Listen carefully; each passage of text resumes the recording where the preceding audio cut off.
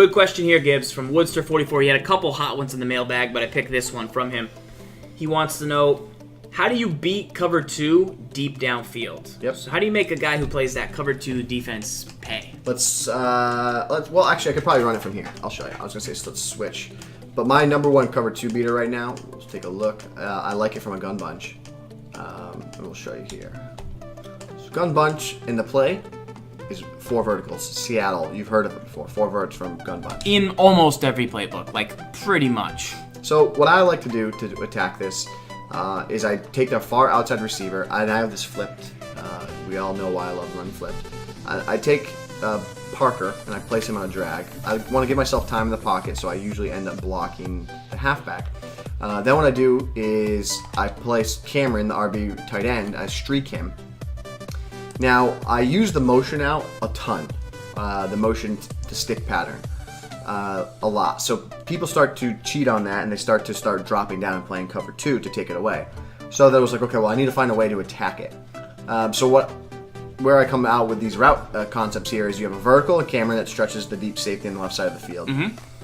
You have a deep post, which will also keep a little bit of attention to the deep safety in the middle of the field. And then you have a sideline vertical that gets really tight down that sideline. And then you have the drag that grabs the attention of the flat. So you motion out the receiver Landry here, let him kind of get set there. He's not going to go, he doesn't look open. He doesn't look open. Now he's open. Now he's open. And that's where the throw is, because the drag across the field the flat eventually notices him, and that's when you can make that deep. So say you play a guy and he's kind of clamping down on you, and you're like, he's playing cover 2. Like, I gotta be able to beat this. But then, do you look to go to this right away? Do you then run this play most of the time, or is this like a one hitter? No, this is where I go. I go right here, and then you can see the problem with this I know that people are going to have a really hard time with, is that you have to trust it. You have to trust that this is going to work. The problem that you can get into is if your opponent does play like a soft squat, you can get into trouble. It's a different type of flat zone that can potentially drop back. Right. But right here, or fine, give me that. But see how that's the read that you need to make, and that's where I specifically like this play. Right. Because no matter where you have a user, right? So say if you're on. So I'm gonna do hard flat here. Yeah, but say you're on Martin, right? That's the guy you're gonna use it, right? So this is what ends up happening. All right. Now, who's the first guy you're probably going to go to? Middle. Okay, fine. Well, I'm going to start going here. And then there's all this yak. You got to be okay with that attacking cover 2. Cover 2 doesn't want you to throw underneath.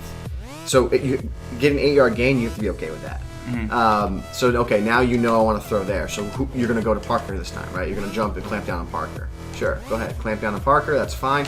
Bang, I can hit you right in the seam. So that's by design, I want a seam buster. Give me a seam buster, right? Okay, well, this time you're going to go, I'm going to go ahead and I'm going to clamp down on the Cameron route. That's who I want to go to. Oh, you're going to clamp down the Cameron. The drag's taken away. Who do I go to now? The crosser right in front of the face of the streak. So there's a lot of different routes built into this play that attack cover 2. Specifically, these plays, I think you could probably stay in this all game and attack a cover 2. Yeah, you got to do different things. Like, I got to drag Cameron sometimes, right? I got to run a mesh pattern here because, just dink and dunk there. Slant Cameron. One play that works really well against cover 2. Let's throwback machine. Mm-hmm. You ready? Mm-hmm. I would say that you have no idea what I'm about to say. Like, think of something I'm going to tell you is a tip we've given before. It's throwback machine. What is it going to be? Not smash. Not smash? Not in this formation. You ready? The Ryan Hollins bunch. It's back. Remember the Ryan Hollins bunch? You take RB, you put him on an out. Mm-hmm. All right, cover 2, pulls him away, bang, deliver the ball. So you have that option too, so you can mix that in, right? The same can be said if you're on the inside. If I put RB here, well, you're going to user that, so you're going to drop there, but that's the idea. You can put RB, move him on ins and outs, get different depths, but ideally, the way you want to make them play cover 2, because if you can hit them one time with this route, it's devastating. You hit them one time here, they're done. They probably won't play cover 2 the rest of the game. I think the difficult part is trusting it. I think what people are doing right now is they're playing cover 2 until they show you can beat it. Right. And it's tough to get the time, and it's tough to first recognize that they're doing it, and then it's like, all right, well, but it's like, man, those zones are dropping back really far. Right. So it freaks you out a little bit. Right. The part that I can't stress enough is you have to trust the system that, like, okay, this is going to work. If I sit on this, and wait, like that time you played hard flat, that's fine.